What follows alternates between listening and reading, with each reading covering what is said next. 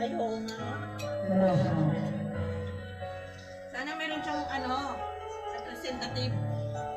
Wala ako lang pumunta sa bahay kahit isa. Oo. Kahit wala naman tao sa bahay kasi. Wala nang pupunta yung mag-ina. Umuulan pa.